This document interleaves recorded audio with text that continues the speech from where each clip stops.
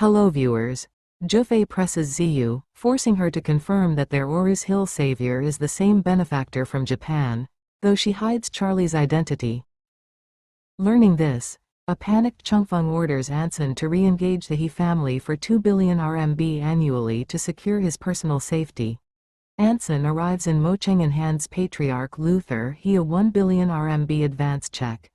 Tom is overjoyed by the massive offer, while a stunned Luther weighs family grievances against their future. Chapter 2776. Zhifei came to Zhiyu in the middle of the night with one goal in mind, to find out what Zhiyu and mother had been through and who had saved them. He also overheard his mother explaining the particular process of her encounter, which is the so-called version of the tale in which a mysterious individual was there who saved them but never turned up, at the dinner table. Zhifei still has the feeling that something is wrong, even though there are no apparent flaws in reasoning.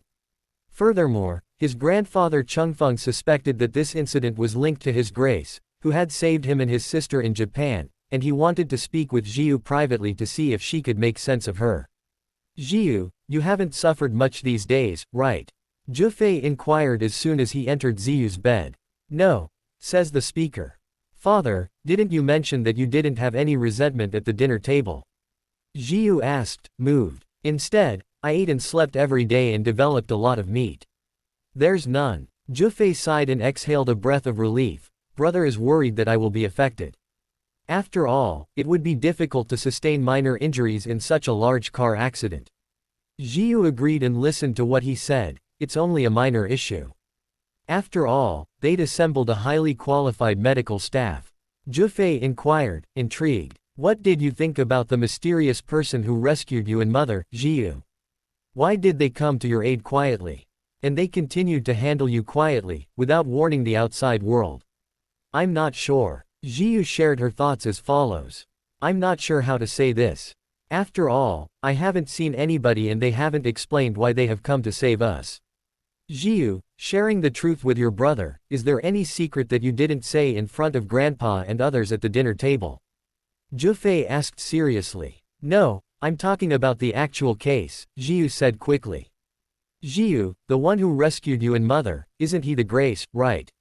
asked Zhifei, frowning. Zhifei's abrupt sentence caught Zhiyu off guard.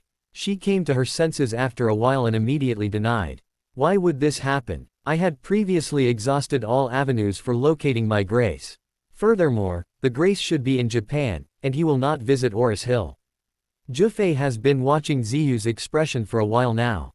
Zhiyu's face was clearly uncomfortable and anxious when he spoke about grace, and her denial was also a little bit of a cover-up, he noticed. He was almost positive that his sister was lying based on his interpretation of her. The grace who saved him and his sister in Kyoto, Japan, should be the one who really saved her and mother this time. Zhifei got jittery just thinking about it. Grace is a top-tier specialist with outstanding strength. He stays unharmed and can easily destroy many top ninjas on his own. The Su family would almost certainly be unable to withstand such strength. It would prove that he was in Aurous Hill if he really rescued Mom and Zhiyu. This will include an explanation for the second uncle's and father's disappearances. There isn't a second choice besides him. Even though he rescued Mom and Zhiyu, if this is done, he will most likely be on the opposing side of the Su family. As a result, Zhifei decided to get more details. At this point, he sighed lightly, looked at Zhiyu, and said, somewhat disappointed. "Zhiyu, we grew up together and have always had a great friendship, as well as having shared life and death in Japan. There are 11 million reasons in my heart for your good. What can you hide from me as an older brother?" When Zhiyu heard this, she couldn't help but feel bad, and her tone of voice became even more bottomless. And she said, "Brother, I don't have." Zhifei inquired, "Are you a total moron? I haven't seen you in a long time. You're in this state, so you're obviously lying." Zhifei, as he put it, said helplessly, "Hey, what are you trying to hide from me by saying this? The grace is not just your grace but also mine. He saved our lives, and I know you and I both want to repay him. If he really saved you and mother this time, then he owes our Su family 4 lives. If I had the opportunity, I would kneel to thank him in person, but you keep covering up here, won't I ever have the chance to thank my grace in person?" Zhiyu's psychological defense was shattered all of a sudden. She was unaware that her brother Zhifei had already started moral kidnapping. She found herself in a predicament all of a sudden. On the one hand, she promised Charlie that she would not reveal his true identity. Her brother, on the other hand, seemed to have figured out the gist of the situation and stated that. Now she didn't know how to deny it. Zhiyu felt like this after thinking about it. Because my brother guessed correctly, I'll confirm his guess so he doesn't get upset. I will not reveal any additional detail about Grace. Brother, you guessed it right, Grace saved me and Mom, she had no choice but to say. Zhifei felt a groan in his chest. Of course, it is indeed very fiery. Grandpa has never seen Grace, so he can assume he is the one. I'm afraid I won't be able to recall this degree unless he reminds me. So he pretended to be ecstatic and exclaimed enthusiastically. Oh, no, it is, without a doubt, my Grace. That's awesome. When would you take me to meet my Grace, Zhiyu? I need to thank him personally. Brother, I don't know where the Grace is. Zhiyu hurriedly said. Zhifei inquired, surprised, what exactly do you mean? Didn't you happen to note Grace's details? Zhiyu expressed her thoughts as follows. I saw him, but Grace remained silent and advised me to keep my mother's identity a secret. His last name is unknown to me, and Mother and I were previously limited by him. We don't have any more details about him. She expressed her fear that Zhifei would not believe her and then added, Grace is a mysterious man who refuses to reveal anything about himself. You are also aware of this. Don't mention him the first time he saved us. He didn't want to say anything to the two of you. Perhaps this top player has a bad temper. When Zhifei learned this, he couldn't help but be saddened. He didn't have any doubts about Ziyu's argument. Since that Grace is extremely low-key and cold, unable to leave any traces for anyone. He hurriedly said, thinking about this, Grace, in my opinion, must be in Aurous Hill. Then we'll be free to continue searching for him. The variety is much narrower this time than it was previously. I assume we will be able to follow some leads. Zhiyu feared her brother would notice the hints, so she pretended to agree with him and nodded repeatedly. You are right, brother. This is something I was just curious about. It should be much easier to find Grace now that we can narrow the distance to a city in Aurous Hill. She hurriedly said again after she finished speaking. However, we must maintain a low profile and avoid making a big deal out of it. After all, he's concealed his identity, and he doesn't want us to find him. If he sees us, he will become enraged, even aggressive. Perhaps he'll leave Aurous Hill. When he had the information he needed, Zhifei told Zhiyu. Zhiyu, you must be tired as well, so take a break early and we'll talk about it tomorrow. All right, brother, Zhiyu said with a nod. All right, I'll go back to my room and relax, Zhifei said as he stood up. Zhiyu returned to the bed after sending him to the door. In her mind, she was still thinking about Charlie's appearance, and the entire person was completely absorbed. Zhifei entered the room with trepidation at this point. Grandpa, I asked Zhiyu, this time who rescued her and mother. It is indeed the Chinese who saved us both in Japan, he said in a voice message to his grandfather Chengfeng. Chengfeng sat alone in the study, not sleepy, and drank tea. He suddenly slumped in a chair after hearing this, unable to move for a long time. How can such a powerful person be an enemy of the Su family? He wondered aloud. Could it be? Is it because I enraged him over Leona's actions? He wondered. But what does this have to do with defensiveness and offensiveness? Why are they kidnapped? That guy saved Zhiyu twice. He must have a close relationship with her. If Zhiyu enrages me because of her mother, this mysterious master will undoubtedly be used by her in the future, and it will undoubtedly be to my detriment. Furthermore, even if the He family agrees to work with me again, I'm afraid it will be a drop in the bucket. This person is too powerful to imagine. How can this family match him? Chengfeng was even more terrified at this point. I'd just take the initiative to plead guilty to Zhiyu and her mother, he reasoned, and if Zhiyu can alleviate the hatred toward me, it might be changed. But then he thought to himself, no, this appears to be incorrect. Even if Zhiyu despises me, she has no reason to despise her biological father. Her father was sent to Australia by me and was not involved in the car accident that killed her mother, so she has no reason to let the master attack her father.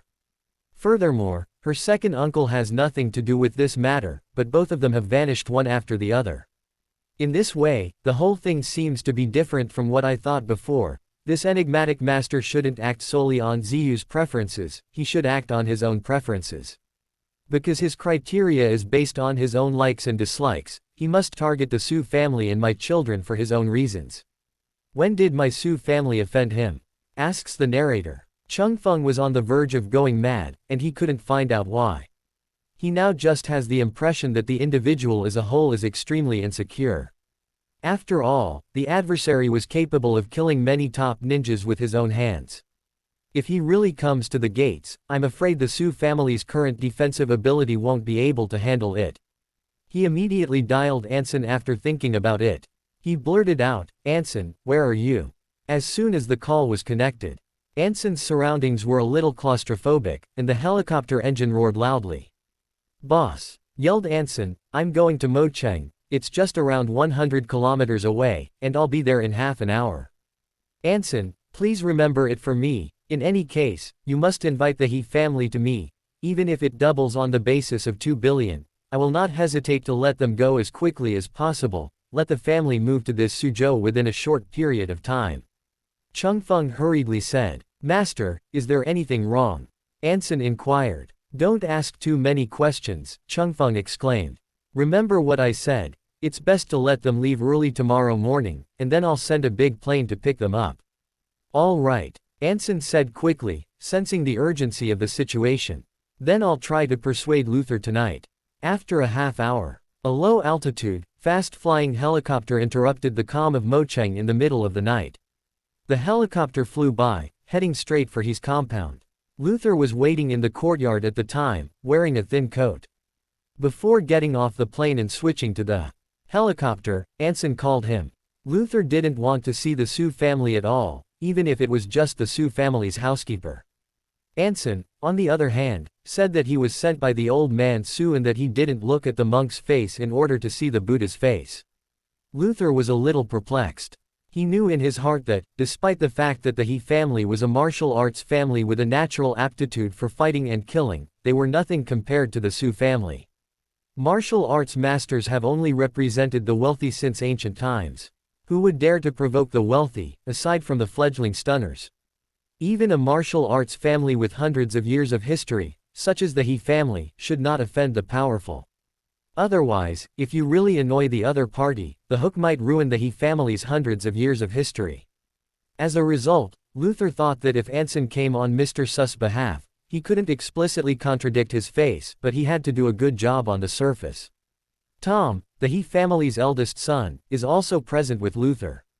Roma's eldest brother and the foundation of the He family's next generation. Luther's face was more or less grave as he watched the helicopter land slowly, thinking that he must be respectful and polite to the Su family who murdered his granddaughter. He felt more or less receptive at times.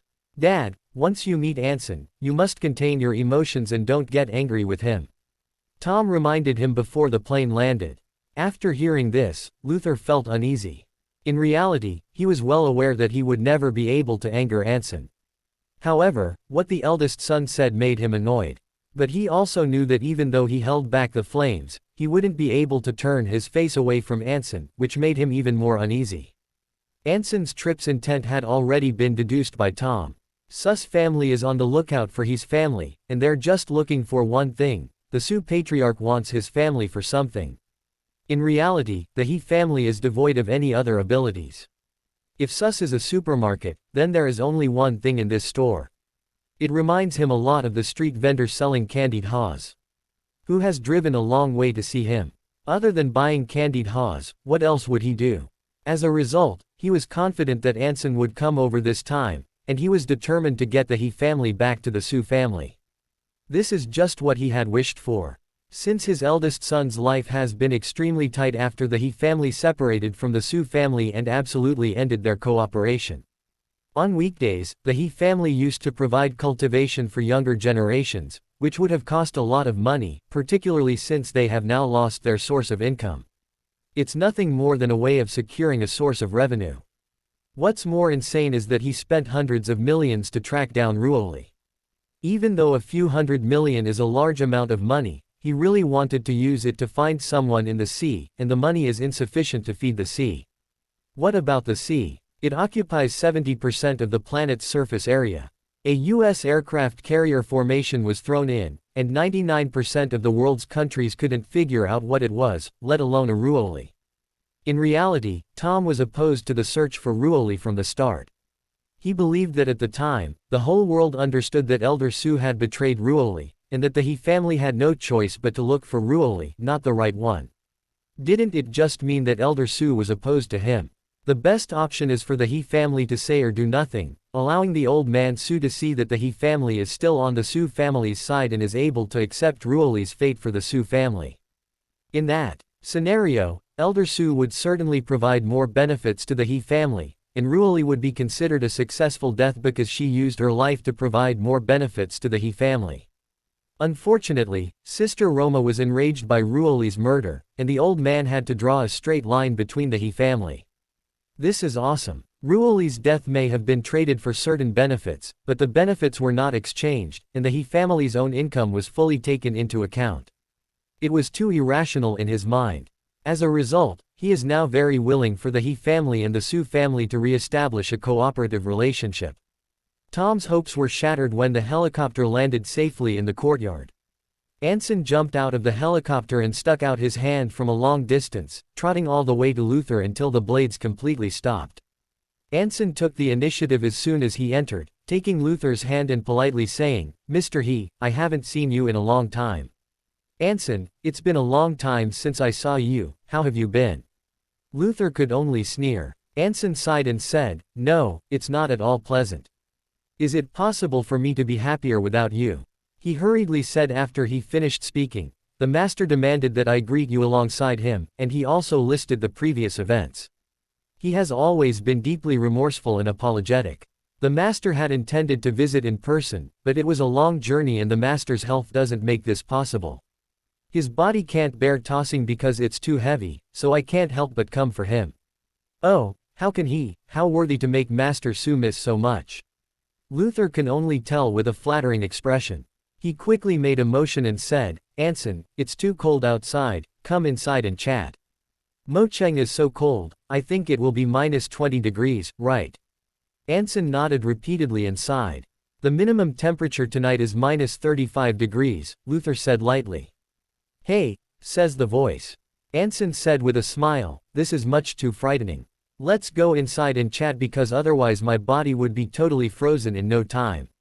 Luther guided him to the main hall, a step ahead of him. Anson couldn't help but inquire as soon as he stepped into the main hall, "Why is this room so frigid, Mr. He?" Despite the fact that Eastcliff is very cold in the winter, the room is heated and the temperature is above 20 degrees Celsius. "I'm afraid it's not even 10 degrees in your bed," Luther said with a smile. "The He family's exercises are particularly special. It's preferable if the temperature is as low as possible. We came to Mocheng for that purpose. The main hall has some heating, so the temperature remains above freezing and the water does not freeze. If you go into the room where the children live, you will note that there is no heating and that the temperature is usually about -10 degrees. My mother," says the speaker. "Fortunately, I am not a part of your family, otherwise I would have frozen to death," said Anson, shrugging his neck. "Tom, go get Anson a basin of charcoal fire, and let people turn on the heating," Luther said to Tom, who was following. "Great father," Tom hurriedly said. "Tom, thank you for your hard work," Anson said with a smile. Tom isn't as qualified as his father, so he treats Anson with respect. He politely bowed slightly and said, "Sue Stewart doesn't have to be so polite. Only a second, and I'll be right here." Anson was asked to sit in a cold wooden chair by Luther. He had just sat down and couldn't help but get up. He remarked, "Hey, old man, I'll sit and wait for the charcoal fire to return. I can't bear it because it's too cold." "It's because we didn't entertain you well," Luther said, nodding. "Where is it? I came to disturb you at night. It was too presumptuous." Anson hurriedly waved his hand.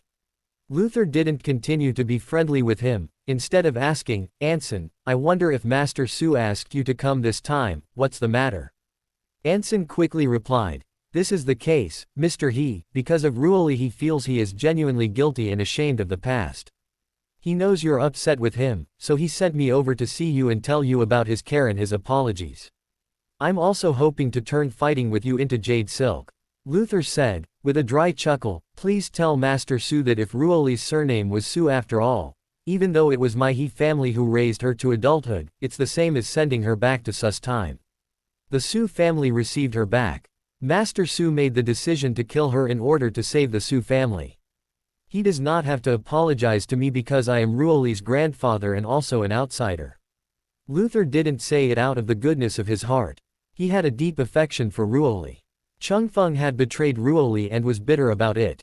He was aware, however, that his power was too far away from that of the Su family. He would certainly turn the Su family into an enemy if he said he despised the He family in front of Anson today. As a result, he purposely used rhetoric to indicate that Ruoli was a member of the Su family and that he is an outsider. On the one hand, he couldn't offend the Su family directly on this topic. He may, on the other hand, indirectly express his disappointment with the family. After all, a person who can even sacrifice his own granddaughter is unworthy of Luther's continued friendship, so the best thing to do in the future is to go their separate ways, and no one can bother each other. Anson is a human, so how can he not understand what Luther is saying? Despite this, he proceeded to speak in a witty manner, you are right. Ruoli must be of the Su family's bloodline since she is the illegitimate daughter of the eldest young master. However, if this is the case, the master always has feelings for you and your kin. For Ruoli, he is extremely guilty, as half of the blood in her body comes from the He family. Luther was irritable, to say the least. Anson, he learned, was still afraid to move the conversation away from Ruoli. Why did he hold on to this topic when he didn't want to talk about it? Anson, just as he was becoming perplexed, said, in fact, what the master meant was that the He and Su families do not have a typical master-servant relationship. After all, the He's have built a bloodline for the Sus. The master is extremely aware of this and is hopeful that he will be able to make amends. Luther's eldest son, Tom, came in with an iron charcoal burner while they were conversing. He was overjoyed as soon as he heard this. He couldn't help but wait in anticipation for Anson's surprise as he put the burner in front of him. He was curious as to what the Su family master was able to do in return for the He family. Anson reached into his inner pocket and pulled out a check, which he handed to Luther and said, this is a 1 billion yuan cash check, Mr. He. I was ordered by the master to deliver it to you. 1 billion, you might wonder. Tom on the side was startled as soon as the paper was taken out. This amount is very frightening. May equal the entire He family's previous 2-year income. Furthermore, the He family is currently facing a financial crisis. Tom is both excited and overwhelmed by the 1 billion check. This number alarmed Luther as well. Father Su shocked him by offering 1 billion in cash with a wave of his hand. However, he realized deep down in his heart that the Su family's money could not be taken so easily. It's something you can think about with your toes, and the money isn't exactly secure. Rather than taking the check, he asked, Anson, I'm curious why Master Su asked you to take this check with you. Anson said solemnly, as I clarified that Master feels bad for the He family and hopes to make amends. He also hopes to be able to preserve the previous cooperative partnership with the He family. As a result, he confessed to me and asked me to inform you that if the He family agrees to restore cooperation with the Su family, the annual salary will be raised to 2 billion. It makes no difference if the He family is reluctant. This 1 billion should suffice as the remuneration to the He's. Luther was taken aback at first. He expected the Su family to want to continue cooperating with the He family, but he didn't expect Su's father's price to nearly quadruple from the previous basis. What is this definition of 2 billion a year? A listed firm with a market capitalization of 40 billion has a profit of 2 billion year-round, based on a price-earnings ratio of 20 times. Most companies in the domestic stock market have a P/E ratio of more than 50 times. In other words, tens of thousands of people are busy with their lives in several group businesses with a market value of $100 billion, and their annual earnings are just 2 billion. And as long as the He family returns to the Su family's arms, they will earn a yearly income of 2 billion, which is equivalent to a golden brick from the sky. Luther was stunned for a moment, and Tom, on the other hand, was already ecstatic and uncontrollable. He thought this was a great opportunity that the He family had never considered. The He family would be able to ascend into the sky if he took advantage of this chance. With this large sum of money, in the future, He family might be able to become the country's top martial arts family. And he's on his way to becoming the patriarch of the country's most powerful martial arts family. After this, he and his family would be able to fly. Luther was also a little giddy. While he was aware that his daughter Roma has traveled to Aurous Hill to meet the Wade family's young master, he assumed that the Wade family wanted to work with the He family as well, but he believed that the Wade family would not be able to give the He family such a high price.